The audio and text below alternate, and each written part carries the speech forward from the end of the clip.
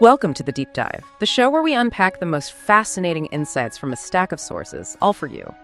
Today, we're plunging into the profound world of a 19th century giant whose wisdom, well, it still feels shockingly current. Fyodor Dostoevsky. To begin this deep dive, let's set the scene with a moment that utterly transformed him. Imagine St. Petersburg, 1849. A young writer, blindfolded, stands in the freezing cold, waiting for a firing squad. Rifles loaded, the order given, and then at the very last second, a messenger gallops up with a pardon. The death sentence is commuted to imprisonment in Siberia. But this wasn't some sudden reprieve, it was actually a planned part of the punishment, designed to, break their spirits. For some of the other prisoners that day, their hair turned white from the shock, one even went mad. But for Fyodor Dostoevsky, this brush with death fundamentally changed him. His naive, hopeful romanticism gone. His religious faith deepened, and he forged this dark, profound view of human nature. What he wrote after this ordeal would reshape literature, and remarkably still feels shockingly real today. It really is compelling, isn't it? How Dostoevsky's own trauma became this crucible for his unparalleled understanding of the human condition. He literally stared death in the face, and it allowed him to explore the depths of the human soul with a realism that, honestly, few have matched. His work, in many ways, it serves as his powerful testament to the psychological consequences of extreme pressure and the transformative potential of suffering. That's a powerful way to put it. So our mission today is to explore how Dostoevsky's insights, written over a century ago, still resonate, with our modern lives, our psychological struggles, our philosophical dilemmas. What's truly remarkable is how his characters still feel so personal, almost like they were written about us, grappling with guilt, irrationality that searched for meaning and freedom. To guide us, we've pulled insights from some really compelling sources that explore his literary genius and his enduring impact on psychology and philosophy today. Let's start by looking into what we're calling the dark mirror, Dostoevsky's characters as reflections of our modern soul. I really invite you to see yourself in some of his most iconic creations. It's striking how immediate they feel, isn't it? Like they're grappling with struggles we face right now. Indeed. First up, from Crime and Punishment, we have the myth of the special person personified by Raskolnikov. He's this broke student who commits murder, but not just for money. No, he truly believes that certain geniuses are above the rules, allowed to break them for some greater purpose. You see shades of this everywhere today, don't you? Think about the move fast and break things Silicon Valley founder, or maybe that influencer who claims they're built different. Or even that quiet voice in your own head that whispers, if I cheat just this once, it's fine for me. Right. And what Dostoevsky brilliantly shows through Raskolnikov is that trying to outsmart your own conscience, well, it's a losing game. You might rationalize anything, sure, but the soul, as Dostoevsky puts it, always keeps score. Raskolnikov's story reveals how these intellectual justifications, the ends justify the means, can lead to this kind of profound, crippling paralysis. He gets stuck in what Dostoevsky portrays as a moral paralysis and psychological stasis, just unable to move forward peacefully until deep external suffering eventually breaks him. It really makes you wonder, have you ever felt that slow creep of regret after convincing yourself you're the exception?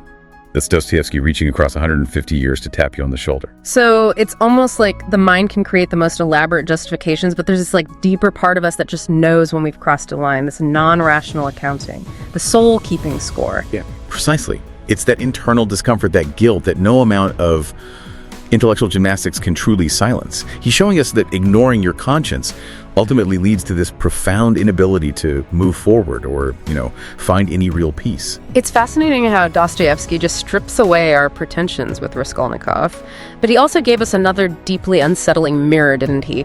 Someone who isn't just conflicted, but seems to almost embrace his own misery. The underground man from Notes from Underground, he's the original angry loner, painfully self-aware, irrational, petty, cruel, but just unable to stop himself. Ever find yourself endlessly scrolling social media, rolling your eyes at someone's bad take, but then keep reading just to get angrier? Or send a text you knew would start a fight but hit send anyway? That's the underground man living rent-free in your head. I mean, who hasn't felt that urge to just be difficult, just to prove they can? It's almost refreshingly honest in its destructive nature, isn't it? It really is. And Dostoevsky's genius here, I think, lies in showing how intelligence doesn't always make us better people. Sometimes it just makes us miserable in HD. as one of our sources nicely puts it. The underground man represents that part of us that would rather be right than happy, which feels particularly relevant in our very public, performative online world today. He rails against this idea that human behavior can be boiled down to predictable iron laws. He insists that if social sciences treat people like piano keys or organ stops, just responding predictably to stimuli, it gets rid of all adventure, suspense, guilt, regret, everything that makes us human. This character really highlights spite acting just because, to prove agency, to prove free will against any prediction. So, tell us, how many times this week have you known you were being irrational, but did it anyway? That hits close to home. And then, in The Idiot, Dostoevsky gives us Prince Mishkin, a character of almost pure moral purity and idealism. He enters this corrupt, cynical society expecting goodness, and it's just a stark contrast. It's remarkable how Mishkin's character clashes so sharply with the world around him. Dostoevsky uses him to highlight the psychological challenges of trying to live authentically when everything around you is morally ambiguous. The societal pressures Mishkin faces really worsen his internal conflicts, which, aligns with modern discussions on societal rejection, mental health, and the psychological cost of just trying to hold on to your ideals. And his juxtaposition with darker, more passionate characters like Rogozhin powerfully underscores what Dostoevsky saw as the inherent duality of human nature, that constant battle between light and shadow inside all of us. Right. Finally, we arrive at the Brothers Karamazov, Dostoevsky's sprawling masterpiece. It's a family drama, a murder mystery, a theological debate all rolled into one. But at its core, it's about that unanswerable question. How do we live in a world that's so unfair? You have Ivan, the intellectual. He rejects God because of suffering, famously saying, if God allows children to suffer, then I reject him. He's every person who's ever doom-scrolled and thought, how can there possibly be a God? Then there's Dmitri, the impulsive one, who basically declares, if there's no meaning, then let's just enjoy the chaos. That's the voice saying, life's short, just get drunk and forget it. And finally, Alyosha, the believer, who simply chooses compassion. He says, love anyway. He's that part of us that still tries to be kind, even when the world feels broken. So why are these characters still talked about in psychology? Because Dostoevsky explored that very real internal friction. We all feel that cognitive dissonance, right? That deep discomfort when our beliefs clash with reality, or when we hold conflicting ideas ourselves. He really delved into existential anxiety, that unease about life's ultimate meaning, and the profound psychological toll of rejecting spiritual or moral frameworks. Yet, and this is key, he also offers hope. Characters like Dmitri undergo these significant redemptive arcs through suffering, which aligns, interestingly, with contemporary therapeutic approaches that emphasize resilience and post-traumatic growth, seeing suffering not just as pain, but as a potential catalyst for psychological and spiritual transformation. That's a truly profound insight. This tension between our ideals and harsh reality, and the idea that suffering can actually be a path to growth, that's something that resonates so deeply. It really moves us from just psychology into Dostoevsky's deeper philosophical insights, what he himself called higher realism. He rejected simple explanations for why we do what we do, insisting there was always something more, something deeper. That's exactly right. He famously said, "They call me a psychologist. This is not true. I am merely a realist in the higher sense. That is, I portray all the depths of the human soul."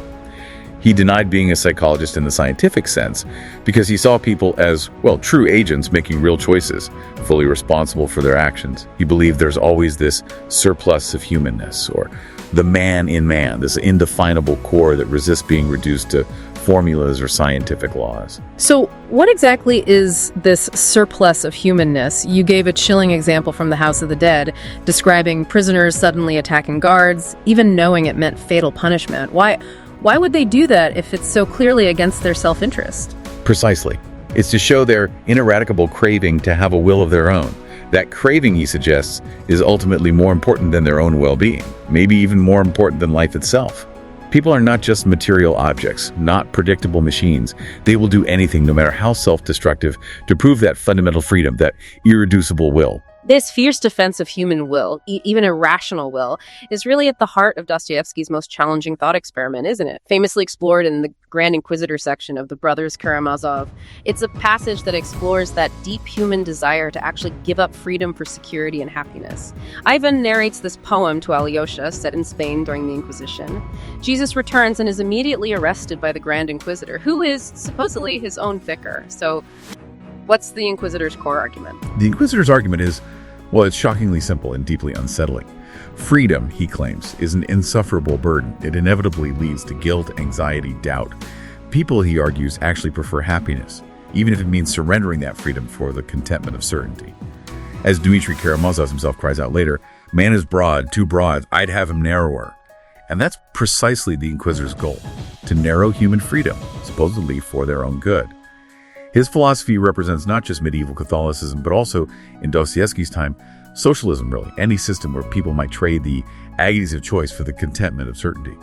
He essentially reinterprets Jesus' 3 temptations from the Bible to bolster his case. First, turning stones to bread. The Inquisitor believes people crave certainty, especially material things, physical sustenance, far more than they crave free spiritual choice. He states, and this is chilling, "Nothing is more seductive for man than his freedom of conscience, and nothing is a greater cause of suffering." He claims people want to call themselves free, but they don't actually want to be free with all its burdens. Second, casting oneself down for a miracle. The Inquisitor argues that faith can't be based on miracles because true faith requires uncertainty, requires free choice. Moral behavior isn't about external reward or some dazzling display, but doing what's right because it's right, chosen freely, in doubt. And third, the empire of the world. He argues that people ultimately need miracle, mystery, and authority for happiness, because only a tiny few can truly handle the crushing weight of real freedom. The Inquisitor chillingly believes he has corrected thy work, Jesus' work out of a profound, albeit twisted, love for humanity, sacrificing his own eternal life to ensure mankind's happiness. It's a chilling paradox. The Inquisitor, though selfless in his own warped way, ultimately betrays Christ for what he sees as Christian reasons. Dostoevsky had this unmatched intellectual integrity. He could present the absolute best arguments for ideas he fundamentally opposed. It's incredible how he could give such a convincing voice to an argument he disagreed with so profoundly. Wow! So having heard the Inquisitor's arguments, would you choose to surrender all choice in exchange for a guarantee of happiness? That's a truly profound question he leaves us wrestling with. And this notion of choosing burden over guaranteed happiness, of valuing struggle over certainty, it also underlies Dostoevsky's critique of any perfect system or utopia, a concept he famously satirized as the anthill. Yes, exactly.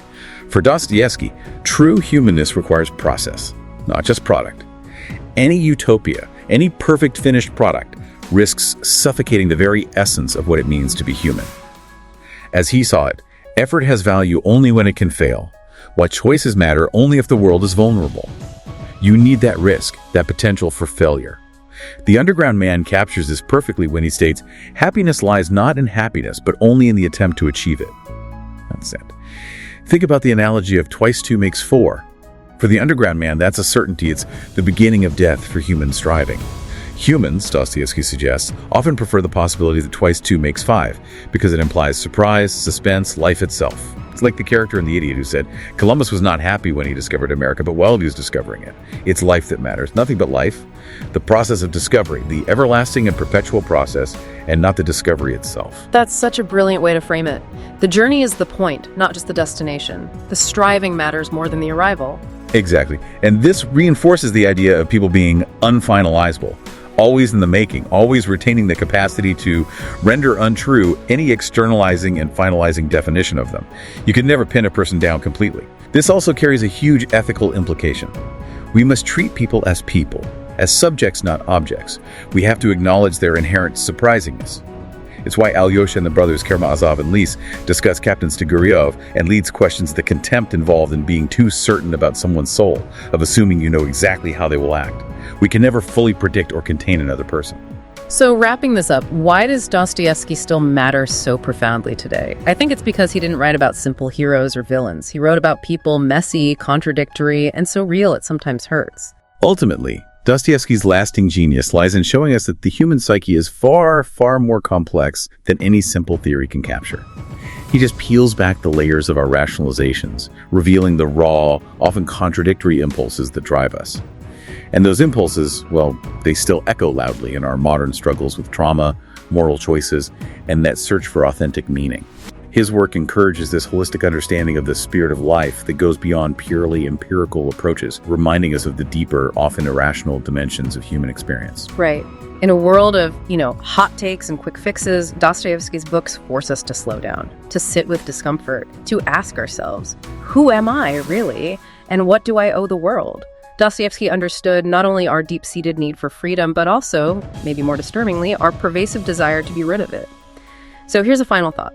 In a world where certainty is increasingly attractive, how much of your own freedom would you trade for a guarantee of happiness? And what would be the true cost to your unfinalizable human essence?